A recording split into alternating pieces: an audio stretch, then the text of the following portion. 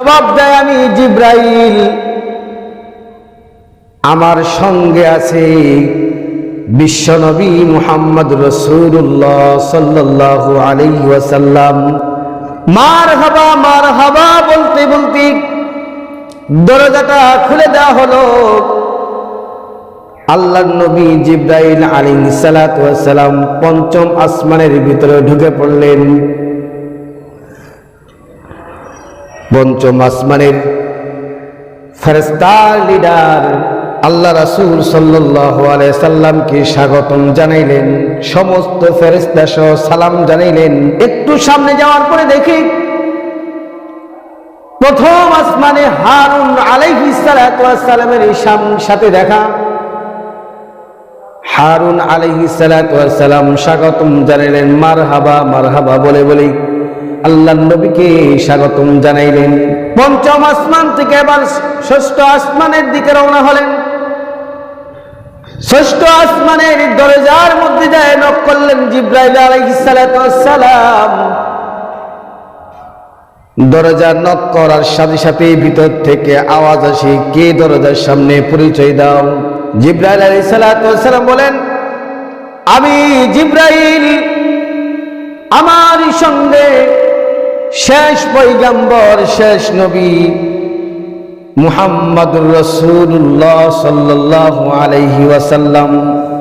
ষষ্ঠ আসমানের ফেরেশতা মারহাবা মারহাবা বলে বলে দরজাটা খুলে দেওয়া হলো। ওই ষষ্ঠ আসমানের ফেরেশতার লিডার আল্লাহর নবীকে সালাম দিয়ে তাকে স্বাগতম জানাইলেন। সমস্ত ফেরেশতা আল্লাহর নবীকে সালাম জানাইলেন, স্বাগতম জানাইলেন, মারহাবা বলে বইলা একটু সামনে অগ্রসর হওয়ার পরে আল্লাহর নবী মুসা আলাইহিস সালাতু ওয়াস সালামের সাথে সাক্ষাৎ। মুসা আলাইহিস সালাতু ওয়াস সালাম মারহাবা মারহাবা বলে বলে স্বাগতম জানাইলেন। সমস্ত ফেরেশতারা তাকে স্বাগতম জানাইলেন। একটু সামনে যায় দেখে বিশাল একজন ফেরেশতা। ওই ফেরেশতাকে কেউ যদি দেখি বেহুশ হয়ে জমিনে পড়ে থাকবে, কতকাল যে পড়ে থাকবে তার কোনো সীমা নাই। আল্লাহর নবী জিব্রাইলকে জিজ্ঞাসা করলেন, জিব্রাইল এর পরিচয় দাও। জিব্রাইল আলাইহিস সালাতু ওয়াস সালাম বলেন, উনি হচ্ছে জাহান্নামের দারোগা, মালিক। কার কি ধরনের শাস্তি হয় জাহান্নাম উনি পরিচালনা করেন। এবার আল্লাহ রাসূল সাল্লাল্লাহু আলাইহি ওয়াসাল্লাম ওই ফেরেশতার সামনে যাই সালাম জানাইলেন, কিন্তু ওই ফেরেশতা তার সালামের জবাব দেন নাই। আল্লাহ রাব্বুল আলামিন ফেরেশতাকে ওয়াদা করলেন, ও ফেরেশতা, আমার প্রিয় হাবিব মুহাম্মদ রাসূলুল্লাহ সাল্লাল্লাহু আলাইহি ওয়াসাল্লামের সালামের জবাব কেন দিলে না? মুহাম্মদ সাল্লাল্লাহু আলাইহি ওয়াসাল্লামের নাম শোনার সাথে সাথে ওই ফেরেশতা মালিক তার সিংহাসন থেকে উঠে আল্লাহর নবীকে সালাম দিলেন। আর ওই মালিক তার নিজের চেয়ার থেকে উঠে আল্লাহর নবী সাল্লাল্লাহু আলাইহি সাল্লামকে তার পাশে বসাইলেন। আল্লাহ বলেন, হে ফেরেশতা মালিক, কি জানতে চাই আমার হাবিবকে তুমি জানায় দাও। আল্লাহর হাবিব ওই ফেরেশতাকে জিজ্ঞাসা করলেন, ফেরেশতা মালিক, জাহান্নামের কি ভয়াবহ, জাহান্নামের কিছু ঘটনা আমাকে একটু শোনাও। ওই মালিক জাহান্নামের কিছু দৃশ্য ঘটনা বলে দিলেন, দেখাইলেন। জাহান্নামের ভয়াবহ দেখে আল্লাহর নবী সাল্লাল্লাহু আলাইহি ওয়াসাল্লাম একটু মনটা খারাপ। জাহান্নাম যে কত প্রখর ভাই, জাহান্নামটাতে কত আগুন, কত শাস্তি, কত ভয়ানক, এটা সারা জিন্দেগি যদি বয়ান করে করে শোনানো হয় বোঝানো সম্ভব না। যেমন সাধারণ একটা উদাহরণ দেখাই, চরমনাই মাঠ যারা গেছেন তারা জানেন যে চরমনাই মাঠে কি পরিমাণ লোক হয়। যারা গেছেন তারা বুঝবেন, আর যারা যায় নাই তাদেরকে বোঝানো সম্ভব না। এত পরিমাণ লোক, তদ্রুপ ভাবে জাহান্নাম যে কি পরিমাণ শাস্তি ভয়ানক, এটা আপনাদেরকে বয়ান করে বোঝানো সম্ভব না। কিন্তু যদি বিশ্বাস না করেন তাহলে ঈমান থাকবে না। মনটা খুব খারাপ, সপ্তম আসমানের দিকে রওনা হলেন। সপ্তম আসমানের দরজায় নক করলেন। নক করার সাথে সাথে ভিতর থেকে আওয়াজ আসে, কে দরজার সামনে, পরিচয় দাও। জিবরাইল আলাইহিস সালাম বলেন, আমি জিবরাইল, আমার সাথে শেষ পয়গম্বর, শেষ নবী মুহাম্মদ রাসূলুল্লাহ সাল্লাল্লাহু আলাইহি ওয়াসাল্লাম। মারহাবা মারহাবা বলে বলে ফেরেশতা ষষ্ঠ আসমানের দরজাটা খুলে দেওয়া হলো। সমস্ত ফেরেশতারা তাকে স্বাগতম জানালেন। ষষ্ঠ আসমানের একটু সামনে যায় দেখি হযরত ইব্রাহিম আলাইহিস সালাতু ওয়াস সালামের সাথে তার সাক্ষাৎ। ইব্রাহিম আলাইহিস সালাতু ওয়াস সালাম আল্লাহর নবীকে দেখা মাত্রই মারহাবা বইলা বইলা স্বাগতম জানাইলেন। আল্লাহর নবী ইব্রাহিম আলাইহিস সালাতু ওয়াস সালাম তাকে স্বাগতম জানাইলেন। আরেকটু সামনে যায়, অগ্রসর হয়ে যায় দেখি সিদরাতুল মুনতাহা শেষ স্টেশন। রেলগাড়ি স্টেশন কোথায় যায়? শেষ কমলাপুর স্টেশন। তারপরে আপনার রেল চলাচল করে যত জায়গায় থেকে রেল আসে সব কমলাপুর স্টেশন পর্যন্তই সীমাবদ্ধ। আবার আল্লাহর নবী সাল্লাল্লাহু আলাইহি সাল্লাম একটু সামনে অগ্রসর যায় দেখি একজন ফেরেশতা অনেক সুন্দর নূর তার ঢোলের মধ্যে ভাসতেছে। আল্লাহর নবী জিবরাইলকে জিজ্ঞাসা করলেন, জিবরাইল, উনার পরিচয় দাও। জিবরাইল আলাইহিস সালাম বলে, ও আল্লাহর নবী, উনি হচ্ছেন জান্নাতের, উনি জান্নাতটা দেখাশোনা করে, অর্থাৎ যে কে কি পরিমাণ আমল করেছে আর ওই পরিমাণ জান্নাতটা সে পাবে, উনি এটার দায়িত্ব নিয়োজিত আছে। আল্লাহর নবী আসসালামু আলাইকুম ইয়া রিয়াজুল জান্নাহ, সঙ্গে সঙ্গে ফেরেশতা আল্লাহর নবীর সালামের জবাব দিলেন, আসসালামু আলাইকুম আসসালাম ইয়া হাবিবুল্লাহ। তাহলে দেখেন প্রথম আসমান থেকে সপ্তম আসমান পর্যন্ত যত জায়গায় আল্লাহর নবীর সাথে দেখা সাক্ষাৎ হয়েছেন সব নবীরাই, সব ফেরেশতাই সালাম দিছে, আসসালামু আলাইকুম ইয়া হাবিবুল্লাহ। প্রত্যেকটা নবী সালাম দিছেন। আজকে কিছু ভণ্ড নাস্তিক বেঈমানরা, কিছু ভণ্ড পীরেরা আছে, সালাম দেয় ইয়া নবী সালামু আলাইকা বলে বলে সালাম দেয়। আগে ইয়া নবী বলে, কিন্তু ইয়া নবী কোথাও কোনো জায়গা, কোন কোরআন হাদিসে কোথাও নাই ইয়া নবী সালাম আলাইকা এরকম শব্দ কোথাও পাইবেন না। সব জায়গায় আছে আসসালামু আলাইকুম ইয়া রাসূলুল্লাহ, আসসালামু আলাইকুম ইয়া ইব্রাহিম খলিলুল্লাহ, আসসালামু আলাইকুম ইয়া মুসা কালিমুল্লাহ, এরকম আছে। কিন্তু ইয়া নবী শব্দ আগে নাই, আগে সালাম আছে, আসসালামু আলাইকুম ইয়া রিয়াজুল জান্নাহ। ওই ফেরেশতা জবাব দেয় কি, ওয়া আলাইকুম আসসালাম ইয়া হাবিবুল্লাহ। কত সুন্দর করে সালাম দিয়েছেন। কিন্তু আজকে আমরা সালাম দেওয়াটাই জানি না, আবার রাসূলকে মহব্বত, রাসূলকে ভালোবাসি, এটা যদি মুখে বলি এইটা কোনো 4 পয়সার দাম নাই। আল্লাহ রাব্বুল আলামিন ওই ফেরেশতাকে জানায় দিলেন, ফেরেশতা আমার হাবিবকে জাহান্নামের দারোগা মালিক জাহান্নামের বর্ণনা দিয়ে আমার রাসূলকে, আমার হাবিবকে, আমার দোস্তকে একটু মন খারাপ করে দিয়েছে। আমার হাবিবের মন খারাপ, আবার তুমি জান্নাতের বর্ণনা দিয়ে আমার হাবিবকে একটু খুশি করো। জান্নাতের রিজওয়ানুল জান্নাত ফেরেশতা আল্লাহর নবীকে জান্নাতের বর্ণনা শোনাইলেন।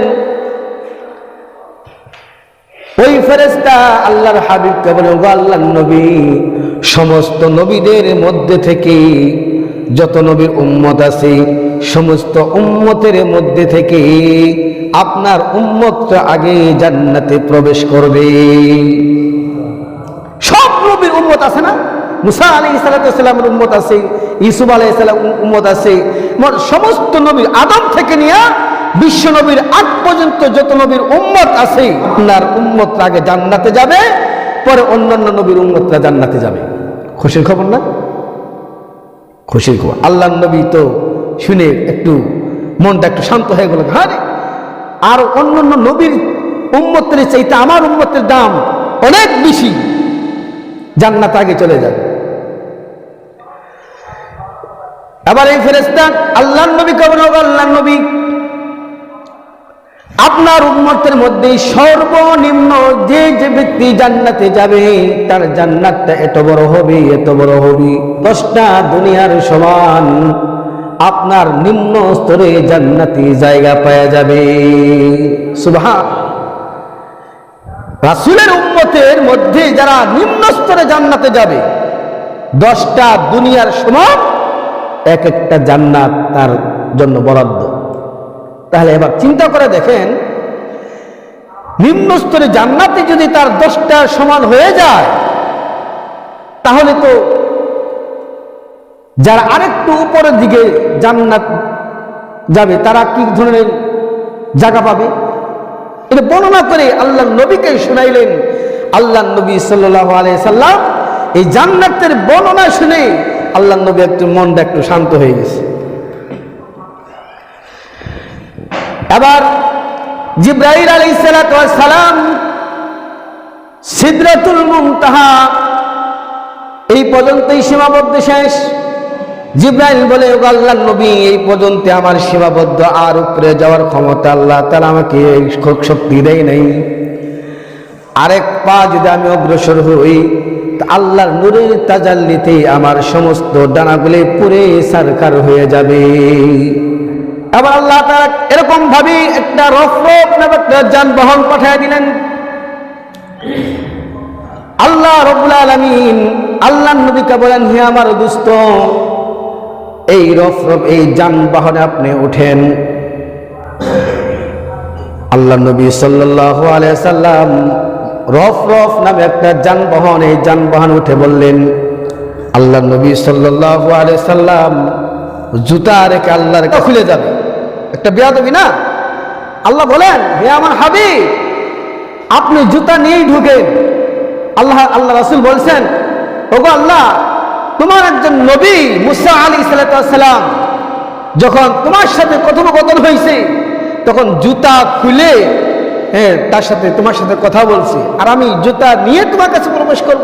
আল্লাহ বলেন, আমি মুসাকে সম্মান করেছি, জুতা খুলে রাখার পবিত্রতা আমি ঘোষণা করেছি, কিন্তু আমি আল্লাহর নবী, আমার দুস্থ প্রিয় হাবিব, আপনি জুতা নিয়ে আসলে আমার সম্মান। তাহলে দেখেন কত বড় পাওয়ার আল্লাহর নবী।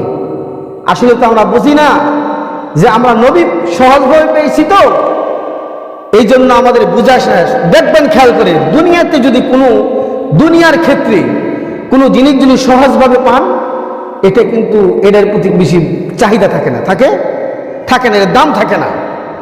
ভালো জিনিস যদি বাজারে যাবেন, ভালো জিনিস যদি আপনার দাম কম হয়, তখন এই ভালো জিনিসটার প্রতি আমার অনীহা হয়ে যাবে। নিশ্চয়ই এটা কম দাম, এটার জিনিসটা ভালো না, এরকম মনে একটা দেখা দিবে না, এরকম হয়। কিন্তু না, আসলে জিনিসটা ভালো কিন্তু দামে কম, কিন্তু আমরা মনে করতেছি কি এই জিনিসটা ভালো না, তাই না? এবার আল্লাহ, সময় তো নাই, অনেক কথা। এবার আল্লাহ রাব্বুল আলামিন আল্লাহর নবীর সাথে সাক্ষাৎ। আল্লাহ রাসূল সাল্লাল্লাহু আলাইহি সাল্লাম আল্লাহর সাথে যখন সাক্ষাৎ হয় তখন প্রশংসা করলেন, আত্তাহিয়াতু লিল্লাহি ওয়াসসালাওয়াতু ওয়াত-তাইয়্যিবাত। রাসূল সাল্লাল্লাহু আলাইহি ওয়াসাল্লাম বলেন, ওগো আল্লাহ, আমার দেহের দ্বারা যত ইবাদত হয়, মুখের দ্বারা যত ইবাদত হয়, পায়ের দ্বারা যত ইবাদত হয়, সমস্ত ইবাদত আল্লাহ তোমার জন্য নিবেদিত। আল্লাহ তাআলা প্রশংসা করলেন কি দিয়া? যে আমার হাতের দ্বারা, জবান দ্বারা, দেহের দ্বারা যত ইবাদত আছে সমস্ত ইবাদত কার জন্য? আল্লাহ তাআলার জন্য। এবার আল্লাহ তাআলা জবাব দেয় কি? আসসালামু আলাইকা আইয়ুহান নাবিয়্যু ওয়া রাহমাতুল্লাহি ওয়া বারাকাতুহু। আল্লাহ বলে, গো আমার দুস্থ হাবিব, আমার যতগুলি রহমত, নিয়ামত, বরকত যা কিছু আছে তোমার উপরে সুবদ্ধ করে দিলাম। এবার আল্লাহ নবী সাল্লাল্লাহু আলাইহি সাল্লাম দেখেন উম্মতের কথা আল্লাহর কাছে যাও ভুলেন নাই। এবার আল্লাহ নবী বলে, আসসালামু আলাইনা ওয়া আলা ইবাদিল্লাহিস সালিহিন। ও আল্লাহ, শুধু আমার জন্য রহমত বরকত দিলে হবে না, আমার উম্মতের জন্যও দিতে হবে। সুবহান। দেখেন আজকে আমরা হইলে কি করতাম? যে আগে আমারটা নিয়ে নেই, তারপরে পরেরটা পরে। কিন্তু আল্লাহ নবী এত স্বার্থপর ছিলেন না। উনি নিজের কথাই চিন্তা করতেন না। নিজের কথা যদি চিন্তা করতেন একবার, আর তার উম্মতের কথা চিন্তা করতেন ৯৯ বার। এবার আল্লাহর হাবিবকে পুরস্কার দিবেন। কি পুরস্কার? অনেক লম্বা চড়া ঘটনা, কিন্তু সংক্ষিপ্ত আকারে বলতেছি। আবার আল্লাহর হাবিবকে পুরস্কার দিবেন। কি পুরস্কার? আল্লাহ রাব্বুল আলামিন আল্লাহর হাবিবকে বলেন, ও আমার দোস্ত, তোমার উম্মতের জন্য আমি ৫০ ওয়াক্ত নামাজ দিয়ে দিলাম। এবার আল্লাহর নবী এই ৫০ ওয়াক্ত নামাজ দিয়ে ফিরত আসছেন। পথে আল্লাহর নবী মুসা আলাইহিস সালাতু ওয়াস সালামের সাথে সাক্ষাৎ। মুসা আলাইহিস সালাতু ওয়াস সালাম বলে, আল্লাহর নবী, আপনার উম্মতরা যে দুর্বল, ৫০ ওয়াক্ত নামাজ তো আদায় করতে পারবে না, আরেকবার যান, যে একটু কমায় নিয়ে আসেন। এরকম অনেকভাবে যাওয়া আসা করেছেন। শেষ পর্যায়ে আল্লাহ রাব্বুল আলামিন বিশ্বনবী উম্মতের জন্য ৫ ওয়াক্ত নামাজ ফরজ করে দিয়েছে। ৫ ওয়াক্ত নামাজ নিয়ে আসছে। আবার মুসার সাথে দেখা, বলছি, ও আল্লাহর নবী, ৫ ওয়াক্ত নামাজই তো পড়তে পারবে না, কারণ তোমার উম্মত তো দুর্বল, হায়াত কম পাবে। তখন কি আর যাওয়া সম্ভব? আল্লাহ নবী সাল্লাল্লাহু আলাইহি ওয়াসাল্লাম এই মেরাজের ঘটনাগুলা মসজিদে ফজরের নামাজ আদায় করার পরে সাহাবীদেরকে আলোচনা করে শোনাইতেছেন। কিছু হিন্দু বেঈমান নাস্তিকরা মসজিদের পাশে দাঁড়ায় দাঁড়ায় শুনতেছি আর বলতেছে, এরকম বেয়াকুব কোথাকার কোথায় আছে? এক রাত্রের ভিতর বলে ৭ আসমান পাড়ি দিয়ে আল্লাহর সাথে দেখা করার পরে আবার এসে ফজরের নামাজ পড়ছে। রে গাঁজাখুরি কথা, এটা কোনোদিন বিশ্বাস করা সম্ভব না। ইহুদি বেঈমান নাস্তিকরা বলে। এবার ইহুদিরা ওই দিন আবু বকর সিদ্দিক রাদিয়াল্লাহু তাআলা আনহু ফজরের নামাজে আসে নাই। এবার ইহুদি বেঈমান নাস্তিকরা আল্লাহর নবী আবু বকর সিদ্দিক রাদিয়াল্লাহু তাআলা আনহুর কাছে গেছে, যা বলতেছে, আবু বকর, তুমি বলো তো দেখি, একজন মানুষ যদি বলে এক রাত্রের অর্ধেক, এক রাতের ভিতরে ৭ আসমান পাড়ি দিয়া আবার এসে ফজরের নামাজ আদায় করেছে, এটা কি সম্ভব? আবু বকর বলে, এই কথাটা কে বলেছে? আব্দুল্লাহ বিন মুহাম্মদ বলে যে উনি নাকি এক রাত্রের ভিতরে ৭ আসমান ভ্রমণ করেছেন, জান্নাত জাহান্নাম সব কিছু দেখাইছে, দেখে আবার ফজরের নামাজ এসে বলছি। এটা কি তুমি কি বিশ্বাস করো? আবু বকর বলে, এক বাক্যে আমি মেনে নিলাম, যেহেতু আল্লাহ রাসূল বলেছেন এই কথা কোনোদিনও মিথ্যা হইতে পারে না। আল্লাহর নবী যা বলেছেন সব কিছু সত্য। এই জন্য তাকে বলা হয় আবু বকর সিদ্দিক। সিদ্দিক উপাধি নাম দিয়ে দিয়েছেন। সিদ্দিক মানে কি? বিশ্বাসী। আমরা হলে বলতাম একটু সন্দেহ মনে লাগতে পারে, ঠিক না?